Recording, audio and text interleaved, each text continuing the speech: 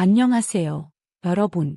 오늘 저는 여러분과 아주 심각한 이야기를 나눠보려 합니다. 바로 끔찍한 배신에 관한 이야기입니다.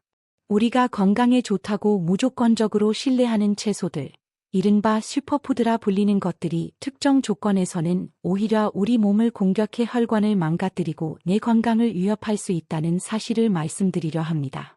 생명을 구하려고 시작한 식단이 어떻게 오히려 생명을 위협할 뻔했는지 제 환자분의 이야기를 통해 설명해 드리겠습니다. 편의상 박 선생님이라고 부르겠습니다. 72세의 아주 다정하고 활기찬 분이십니다. 6개월 전, 박 선생님은 여느 때처럼 식탁에 앉아 아침 식사를 하려던 참이었습니다. 숟가락을 들려는 순간, 갑자기 세상이 기우는 듯했습니다. 오른쪽 팔에 힘이 툭 빠지면서 꼼짝도 하지 않았습니다. 놀라서 아내를 부르려 했지만 입 밖으로 나온 말은 어눌하고 알아듣기 힘들었습니다. 그 방 안을 채웠을 공포는 이루 말할 수 없었을 겁니다. 박 선생님은 즉시 응급실로 이송되었습니다.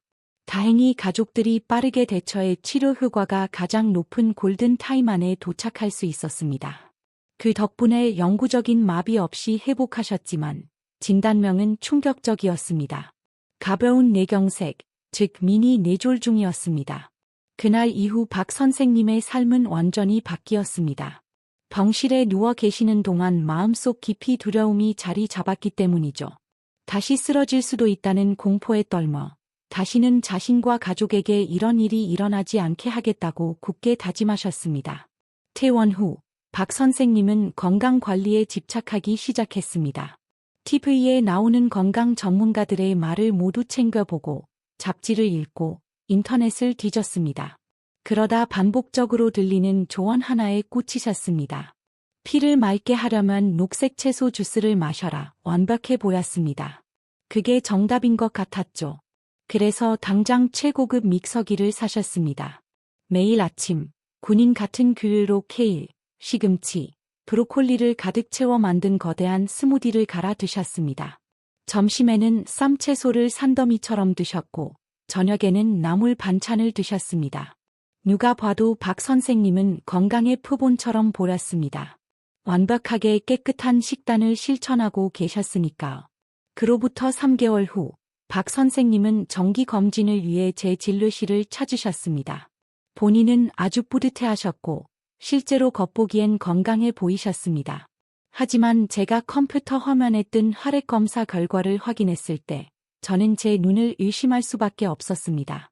뇌경색 재발을 막기 위해 제가 처방해드린 항응고제, 즉 피를 묽게 하는 약이 전혀 듣지 않고 있었기 때문입니다. 약을 매일 꼬박꼬박 드셨는데도 피가 약을 드시기 전처럼 다시 끈적끈적하게 변해 있었습니다.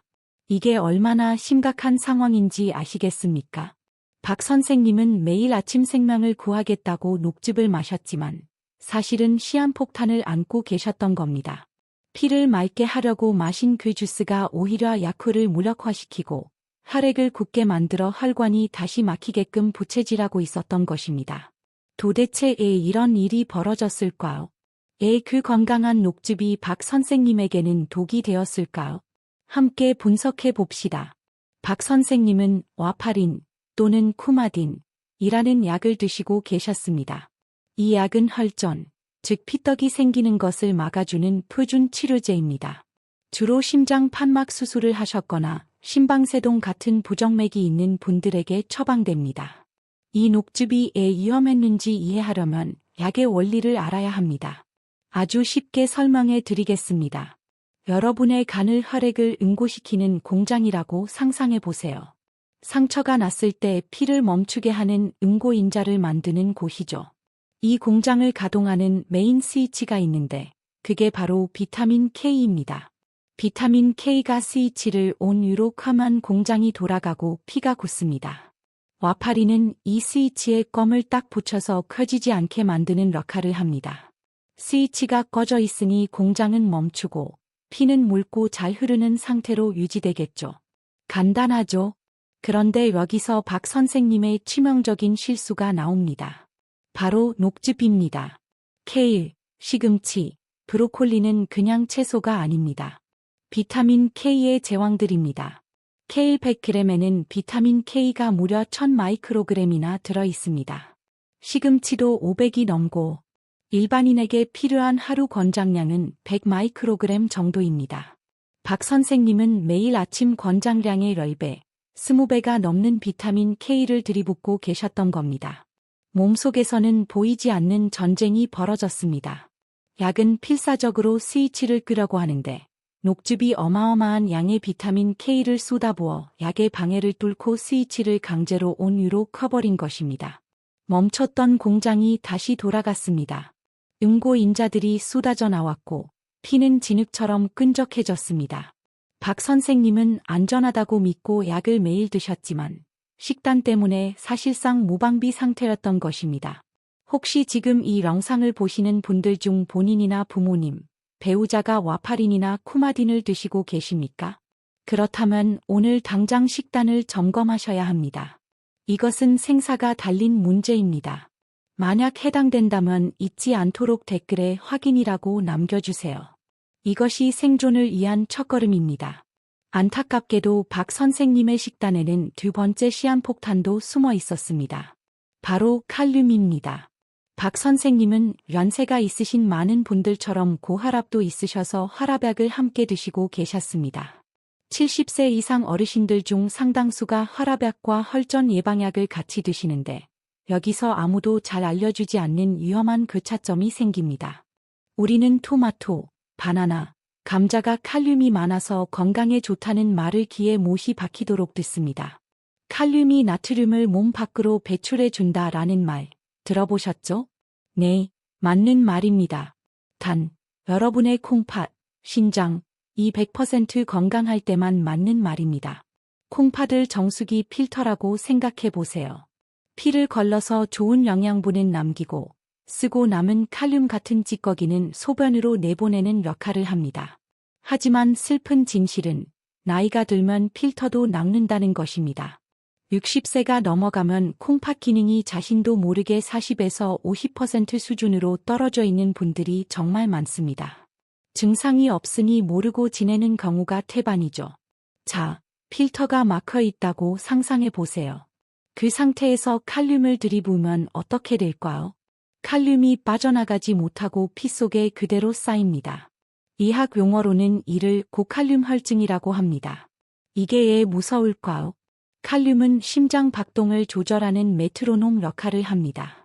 심장을 일정하게 뛰게 해주죠. 그런데 피 속에 칼륨이 너무 많아지면 이 메트로놈이 고장납니다. 심장이 엇박자로 뛰는 부정맥이 오거나 심하면 심장이 아예 멈출 수도 있습니다. 심장이 제대로 못 뛰면 뇌로 가는 피가 끊기고 결국 뇌졸중이 옵니다. 박 선생님은 이중 위협을 받고 계셨습니다. 첫째, 드시는 혈압약 중 일부는 몸에서 칼륨이 빠져나가는 것을 막는 성질이 있었습니다. 둘째, 노화된 콩팥은 배출 능력이 떨어져 있었죠. 여기에 매일 토마토 주스를 마시고 바나나를 드셨으니 꽉 막힌 하수구에 독성 폐기물을 붓는 것과 다름없었던 겁니다. 마지막으로 경고해야 할 함정이 하나 더 있습니다. 이건 정말 속기 쉬운 건데 바로 저염 소금입니다. 혈압 걱정 때문에 일반 소금 대신 저염 소금이나 라이트 소금을 쓰시는 분들 계시죠? 현명한 선택이라 생각하셨겠지만 그 소금이 애 덜 짠지 아십니까? 제조사들은 소금에서 나트륨을 빼내고 그 자리에 염화칼륨을 채워 넣습니다. 젊고 건강한 사람에게는 괜찮습니다. 하지만 박 선생님처럼 콩팥 기능이 떨어지고 특정 심장약을 드시는 분들에게 저염 소금은 음식이 아니라 독약입니다. 혈압을 낮추겠다고 쓴 소금이 오히려 심장을 멈추게 할 수도 있는 것이죠. 지금쯤 머리가 좀 복잡하고 걱정이 되실 겁니다. 선생님, 그럼 채소를 아예 먹지 말라는 겁니까? 라고 묻고 싶으시겠죠. 절대 아닙니다. 채소는 생존에 필수적입니다. 다만 똑똑하게 드셔야 합니다. 여러분의 몸 상태에 맞는 전략이 필요합니다. 여기 여러분의 상태에 맞춘 안전 섭취 가이드를 알려드리겠습니다. 꼭 기억해 두십시오. 첫째, 와파린이나 쿠마딘 같은 항응고제를 드시는 경우 핵심은 끊는 걸이 아니라 벌프 일정한 벌프입니다. 오늘 케일 주스를 마시고 내일은 채소를 안 먹고, 모레는 샐러드를 왕창 먹고, 이렇게 하면 비타민 K 수치가 롤러코스터를 타게 되어 이사가 약 용량을 맞출 수가 없습니다. 평소에 시금치 나물을 일주일에 2번 정도 드셨다면 딱 그 정도만 꾸준히 드세요. 갑자기 건강 챙긴다고 녹즙을 시작하지 마십시오. 즙을 내면 비타민 K가 위험할 정도로 농축됩니다. 가장 좋은 방법은 의사 선생님께 제가 평소에 채소를 이만큼 먹습니다 라고 말하고 그 식습관에 맞춰 약 용량을 조절받는 것입니다. 둘째, 콩팥이 약하거나 특정 활압약을 드시는 경우 목표는 채소를 먹기 전에 칼륨을 빼내는 것입니다. 다행히 칼륨은 물에 잘 녹습니다. 잎채소, 시금치, 양배추, 브로콜리는 끓는 물에 3분에서 5분 정도 데치십시오. 그리고 아주 중요한 거, 데친 물은 무조건 버리십시오. 그 물에 칼륨이 다 빠져나온 겁니다. 채소는 찬물에 헹궈서 꽉 짠 다음 드세요. 이 간단한 과정만으로도 칼륨을 50%까지 줄일 수 있습니다. 뿌리 채소, 감자, 고구마 껍질을 벗기고 얇게 썰어서 물에 최소 2시간 이상 담가두었다가 요리하세요. 중간에 물을 한두 번 갈아주면 더 좋습니다. 토마토, 생토마토 주스는 칼륨 폭탄입니다. 차라리 익혀서 소스나 찌개에 넣어 드시는 게 훨씬 안전합니다. 바나나, 수치가 걱정된다면 하루에 반 개만 드시거나 아예 피하시는 게 좋습니다. 셋째, 혈압 때문에 소금이 걱정되어 절임 음식을 드시는 경우 김치나 장아찌, 우리 밥상에 빠질 수 없죠.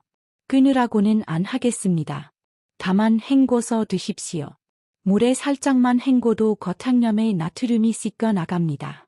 그리고 국물 요리를 조심하세요. 찌개나 국을 드실 때 건더기만 드시고 국물은 남기십시오. 국물은 사실상 뜨거운 소금물입니다. 그리고 지금 당장 부엌으로 가보세요. 쓰고 있는 소금이 저람 소금인지 확인해 보십시오. 다음에 병원에 가시면 의사 선생님께 딱 한마디만 물어보세요. 선생님, 제 콩팥 기능이 저람 소금, 칼륨 소금을 써도 괜찮은 수준입니까? 확신이 없다면 차라리 일반 소금을 쓰되 양을 절반으로 줄이세요. 그게 100배는 더 안전합니다. 그렇다면 박 선생님은 어떻게 되셨을까요? 제 조언을 듣고 바로 실천하셨습니다. 녹즙을 당장 끊으셨죠. 대신 시금치는 데쳐서 일주일에 한 번만 드셨고 장아찌는 헹궈서 드셨습니다. 저람 소금은 갖다 버리고 식초와 들기름으로 맛을 내셨습니다. 3개월 뒤 박 선생님은 다시 저를 찾아오셨습니다. 혈액 검사 결과는 완벽했습니다. 끈적하던 피는 사라졌고 약효는 정확하게 돌고 있었으며 혈압은 130대로 아주 안정되었습니다. 어르신은 안전해지셨습니다. 유행을 쫓는 게 아니라 내 몸을 이해함으로써 건강을 되찾으신 겁니다. 박 선생님은 몸의 원리를 모른 채 건강해지려고 노력하다가 하마터면 2번째 뇌졸중을 맞을 뻔했습니다. 하지만 상황을 반전시키셨죠. 여러분도 할 수 있습니다. 이것만은 꼭 기억하십시오. 세상에 만병통치약 같은 음식은 없습니다. 이웃집 김씨에게 보약인 음식이 나에게는 독약이 될 수 있습니다. 먹는 약이 다르고 콩팥 기능이 다르기 때문입니다. TV에서 좋다고 하면 무작정 따라 하지 마십시오.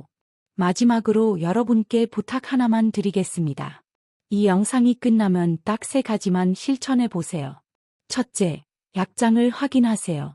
내가 와파린을 먹고 있는지, 혈압약, 특히 AC 억제제나 ARB 계열을 먹고 있는지 확인하세요. 둘째, 부엌을 점검하세요. 저람 소금이 있는지, 냉장고에 녹즙이 가득 차 있는지 보세요. 셋째, 의사에게 물어보세요. 제가 먹는 약이랑 이 음식을 같이 먹어도 됩니까? 뇌졸중과 심장마비는 어느 날 갑자기 찾아오는 게 아닙니다. 10년, 20년 동안 쌓인 매일의 습관이 만든 결과입니다. 오늘 시금치를 데쳐 먹고 소금을 바꾸는 그 작은 변화가 10년 뒤 여러분의 뇌혈관을 지켜줄 가장 확실한 보험입니다. 절대 늦지 않았습니다. 60대든 70대든 80대든 오늘이 여러분의 남은 인생에서 가장 젊은 날입니다. 혹시 이 영상을 보면서 부모님이나 친구분이 떠오르지 않으십니까? 그냥 링크만 보내지 마시고 직접 전화를 걸어서 이렇게 말씀해 주세요. 아버지, 혹시 심장약 드시는데 케일 주스 드세요? 그거 안 된대요. 끊으세요. 그 전화 한 통이 소중한 생명을 구할 수 있습니다.